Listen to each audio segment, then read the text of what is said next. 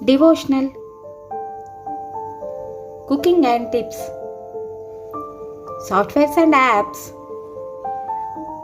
painting and drawing, education tips, health tips, all over in Aruna Wonders Hub. నా ఛానల్ని అందరూ subscribe చేసుకోవాలని కోరుకుంటున్నానండి. వీడియోని స్కిప్ చేయకుండా చూడగలరు. హలో, ఎలా ఉన్నారు? బాగున్నారా? తెలంగాణ స్పెషల్ సర్వపిండికి కావాల్సిన పదార్థాలు చూద్దామండి. ఇక్కడ వచ్చేసి బియ్యపిండిని తీసుకున్నాను. నేను బియ్యపిండి వచ్చేసి ఒక 1/2 kg బియ్యపిండి తీసుకున్నానండి. మామూలుగా బియ్యపిండితో చేస్తారు ఇది సర్వపిండి. చాలా చాలా టేస్టీగా ఉంటుంది, హెల్త్ కూడా మంచిది. ఇక్కడ ఉల్లాకు, కొత్తిమీర, అదేవిధంగా కరివేపాకు, ఈ 3 తీసుకున్నాను. ఉల్లిపాయలు కూడా తీసుకున్నాను. అండ్ నెక్స్ట్ వచ్చేసి సోరకాయ అండి. సోరకాయ వచ్చేసి వేసుకుంటే చాలా చాలా టేస్టీగా ఉంటుంది. నెక్స్ట్ వచ్చేసి పెసరపప్పు తీసుకున్నాను. శనగపప్పు కానీ పల్లీలు కానీ కూడా వేసుకోవచ్చు. అండ్ నెక్స్ట్ కారము, జీలకర్ర, ఉప్పు.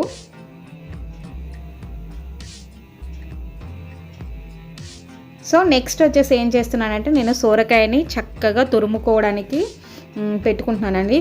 సొరకాయ వచ్చేసి తురుముకుంటే చాలా చాలా బాగుంటుంది అనమాట. సన్నగా వస్తుంది కాబట్టి టేస్టీగా ఉంటుంది.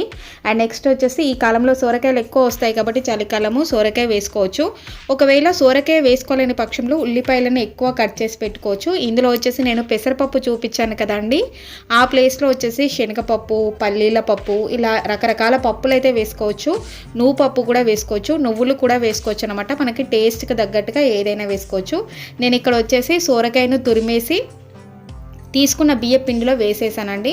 మామూలుగా వచ్చేసి పల్లీల పప్పు, నూల పప్పు, శనగపప్పు కూడా వేసుకోవచ్చు.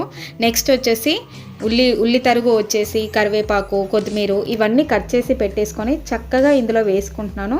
సో నెక్స్ట్ వచ్చేసి ఉల్లిపాయలు తక్కువ తీసుకున్నానండి. ఒకవేళ సోరకాయ లేని పక్షంలో వచ్చేసి ఉల్లిపాయలు ఎన్ని వేసుకుంటే అంత టేస్ట్ వస్తుందన్నమాట. టేస్ట్ చాలా చాలా బాగుంటుంది. అండ్ నెక్స్ట్ వీటినన్నింటినీ ఫస్ట్ ఆఫ్ ఆల్ కలుపుకోవాలన్నమాట. అండ్ నెక్స్ట్ కొంచెం జీలకర్ర వేస్తున్నాను. వెల్లుల్లి ఇష్టం ఉంటే కనుక జీలకర్ర వెల్లుల్లి దంచి కూడా వేసుకోవచ్చు. అండ్ నెక్స్ట్ కరివేపాకు వేస్తున్నాను. అండ్ నెక్స్ట్ పెసరపప్పు యాడ్ చేస్తున్నానండి. ఇది నానబెట్టాల్సిన అవసరం ఏమీ ఉండదు, ఎందుకంటే పిండి కొంచెం కాసేపు ఉంటుంది కాబట్టి నానుతుంది. లేదంటే కాసేపు వాటర్ పోసి నానబెట్టుకోవచ్చు. కారపొడి మనకి కారము రుచికి తగినంత స్పైసీగా కావాలంటే కొంచెం ఎక్కువ వేసుకోండి. నెక్స్ట్ సాల్ట్ 2 స్పూన్స్ వేస్తున్నాను. అండ్ ఈ కారపొడి సాల్ట్ కూడా మనము మామూలుగా పొడిగా కలుపుకున్నప్పుడు టేస్ట్ చేసి చూసుకోవచ్చు. సరిపోతే ఉంచుకోవచ్చు, లేదంటే కొంచెం యాడ్ చేసుకోవచ్చు అనమాట. చక్కగా ఈ మిశ్రమాన్ని ఫస్ట్ ఇలా చక్కగా కలుపుకున్న తర్వాత వాటర్ వేసి కలుపుకోవాలి. ఫస్ట్ పిండిలో అన్ని సమపాలలో కలియాలి కాబట్టి సో ఇలా కలుపుకోవాలన్నమాట. ఈ సర్వపిండి చాలా చాలా బాగుంటుందండి, ఆరోగ్యానికి కూడా చాలా మంచిది. అండ్ ఈవినింగ్ స్నాక్స్ లాగా కూడా చేసుకొని తింటే చాలా బాగుంటుంది. నెక్స్ట్ వచ్చేసి ఈ సర్వపిండిని చక్కగా వాటర్ పోసి మనము వచ్చేసి గారెల పిండి ఎలా పెట్టుకుంటామో అలా కలుపుకుంటే సరిపోతుంది. మరీ పల్చగా కలుపుకోవద్దండి. పిండి వచ్చేసి ముద్దలాగా అయ్యేలాగా చూసుకోవాలి. ఇందులో రకరకాల పప్పులు కూడా యాడ్ చేసుకోవచ్చు. శనగపప్పు యాడ్ చేసుకోవచ్చు, పల్లీల పప్పు, నువ్వులు, ఇలా చక్కగా అన్నీ యాడ్ చేసుకోవచ్చు. ఆకులలో కూడా పాలకూర వేసుకోవచ్చు, బాగానే ఉంటుంది. నెక్స్ట్ ఎక్కువ సోరకాయ వేసుకుంటే చాలా టేస్టీగా వస్తుందండి. సోరకాయ కానీ పెసరపప్పు, నువ్వుల పప్పు, ఇలా ఈ పప్పు వేసుకుంటే మాత్రం చాలా చాలా టేస్టీగా వస్తుంది. చక్కగా ఇలా ముద్ద చేసుకోవాలి.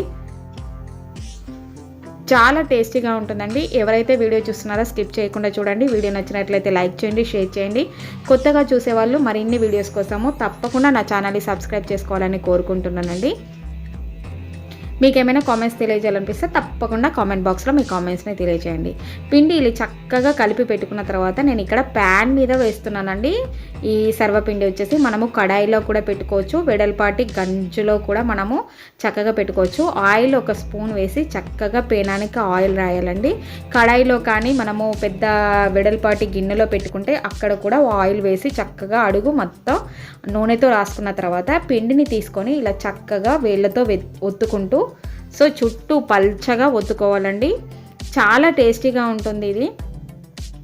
సో ఇలా ప్యాన్స్ ఒక 2-3 ప్యాన్స్ ఉన్నాయనుకోండి, 2 పొయ్యిలు వెలిగించి అటొక ప్యాన్ ఇటొక ప్యాన్ పెట్టుకోవచ్చు. ఎందుకంటే ఎక్కువసేపు కాలాలి కాబట్టి సో ఎక్కువ క్వాంటిటీ కావాలి అనుకున్నప్పుడు 2 పొయ్యిల మీద కూడా మనము పెట్టుకోవచ్చు. కడాయిలో కూడా పెట్టుకోవచ్చు, వెడల్పాటి గంజులో కూడా పెట్టుకోవచ్చు. ప్యాన్ మీద ఏంటంటే చక్కగా కాలుతుంది కాబట్టి నేను ఇక్కడ ప్యాన్ వాడుతున్నానండి. ఒక 2 ప్యాన్లు ఉంటే కనుక చక్కగా ఒక ప్యాను మీద ఇంకొక ప్యాన్ మీద చక్కగా ఇలా ఒత్తుకొని 2 ఒకేసారి చేసుకోవచ్చు.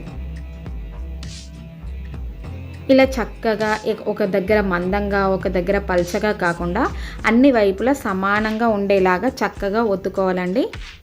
ఒకవేళ క్రిస్పీగా కావాలంటే పల్చగా ఒత్తుకోవాలి, లేదు కొంచెము పెద్దవాళ్ళు పండ్లు మెత్తగా కావాలి అంటే మాత్రం కొంచెం మందంగా ఒత్తుకుంటే సరిపోతుంది.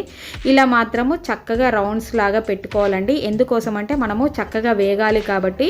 సో ఇందులో వచ్చేసి వాటర్ కొంచెం జల్లాలి, అదేవిధంగా నూనె పోసినట్లయితే కింద అడుగు అనేది చాలా క్రిస్పీగా కాలుతుంది. ఇవి మాత్రము రౌండ్స్ చక్కగా పెట్టుకోవాలండి, ఎందుకంటే సర్వపిండి అనేది చక్కగా వేగుతుంది.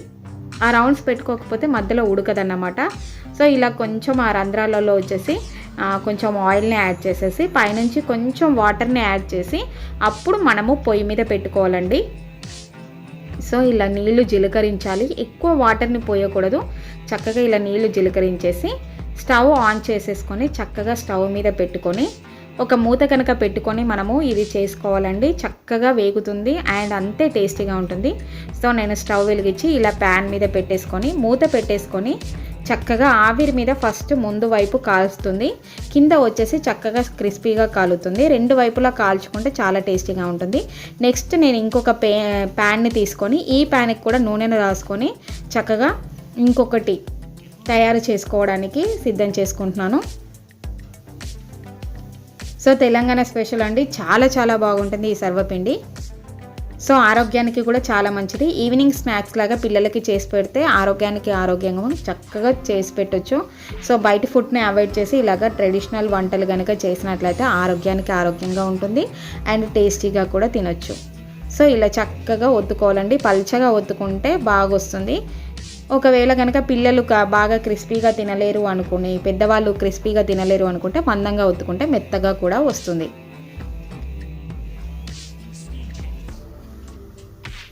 సో ఇలా అన్ని వైపులా చక్కగా ఒత్తుకోవాలి. అండ్ నెక్స్ట్ మధ్యలో మాత్రం తప్పకుండా రంధ్రాలను అయితే చేసుకోవాలండి, ఎందుకంటే ఆయిల్ వేసుకుంటే చక్కగా వేగిపోతుంది కాబట్టి ఇలా రంధ్రాలు వేసుకొని సో చక్కగా మళ్ళీ పొయ్యి మీద పెట్టుకొని కాల్చుకుంటే సరిపోతుంది.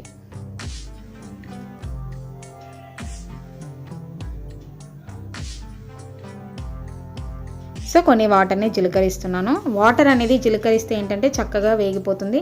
అండ్ ఫస్ట్ పెట్టిన ఉంది చూసారా సర్వపిండి, అది చక్కగా వెనుక వైపు కాలిందండి. మామూలుగా మనము ఒక సరాతం తీసుకొని మనము చూసుకోవచ్చు వేగిందా లేదా అనేది చూసుకొని చక్కగా క్రిస్పీగా కాలితేనే మనము రెండో వైపు తీసుకోవాలండి.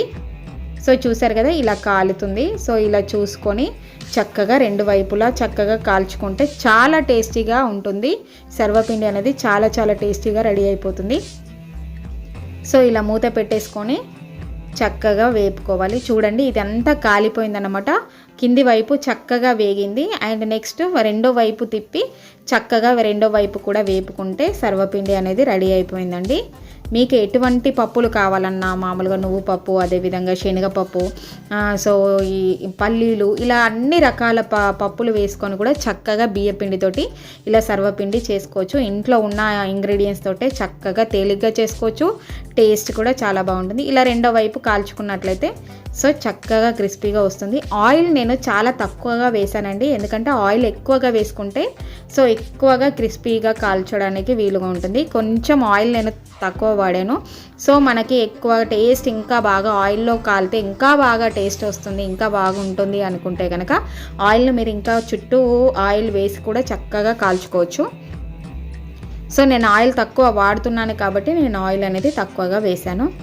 సో ఇలా అన్ని వైపులా కాలి తర్వాత రెడీ అయిపోతుందండి సర్వపిండి అనేది. సో ఇలా అన్ని వైపులా వెనుక వైపు ముందు వైపు చక్కగా కాలిపోయిన తర్వాత సో చూడండి ఇలా పప్పులు మనము ఏంటంటే ఈ పిండి వచ్చేసి కాసేపు పక్కన పెట్టుకుంటాం కాబట్టి ఆ పప్పులన్నీ నానిపోతాయి. సో ఇలా సర్వపిండి అనేది రెడీ అయిపోయింది. చూడండి చక్కగా ఉంటుంది అండ్ క్రిస్పీగా ఉంటుంది, టేస్టీగా ఉంటుంది.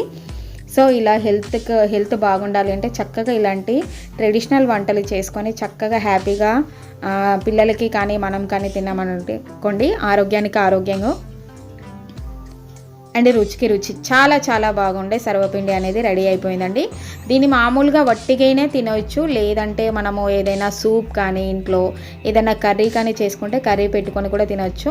మీకు అంతగా ఇష్టం అంటే పెరుగు చట్నీతో కూడా తినొచ్చు అండి. వట్టిది తిన్నా చాలా చాలా బాగుంటుంది.